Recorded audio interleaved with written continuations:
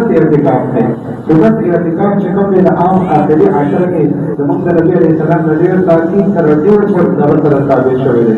رسول الله هېڅکله نه دی پرېښی چې کله د مدینې منورې لمونځ شروع شوی دی ډېر پابندۍ سره کوي. هغه سنت اعتکاف دی.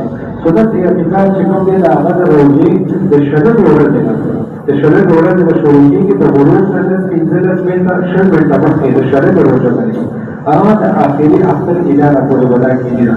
اوس که یو کس روژه نیولې ده هفتې په ورځ نیولې ده سعودي عرب سره نیولې ده هغه کس به نن اعتکاف ته کېږي.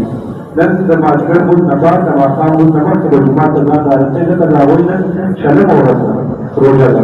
او کوم کسانو چې د افطار په ورځ نیولې د پاکستان حکومت په اعلان یې نیولې نو هغه به د جمعې په ورځ اعتکاف کېږي. که چا د اعتکاف ډېر کړی وي راغونډ شي د اول ځان وګورئ ځان وکړئ ځان ازمو که چې ایا زه دا اعتکاف کولی شم که نه شم کولی. ځکه دا اعتکاف دی په وړه ټولنپوه ته کار نه دی دا د اهل محلې والا ټول ذمهواري ده. ځکه وایي سنت اعتکاف چې د جومات په محله کې که یو کس کېناست نو ټوله علاقه ته ګناهګاره ده او چې یو کس کېناست نو ټولې علاقې غاړه ته خلاصېږي. نو دا مرتکب چې کېږي دا د ټولې علاقې نماینده دی. الله ربالعزت ته په در باندې پرېوځي نو خپلې دعاګانې خو به غواړه غواړي زموږ دعاګانې به غواړي موږ دا غواړو موږ د جهنم نه خلاص ځکه پټه ذمهواري به وي. اول چې دا ځان وازموئ چې ولېږدوي چې ایا زه د اعتکاف کولی شم که نه شم کولی. دا که مشران دې راغونډ شي د الله رسول لپاره ځکه اعتکاف ټول قوانین سره ډېر پابندۍ سره کړی دی.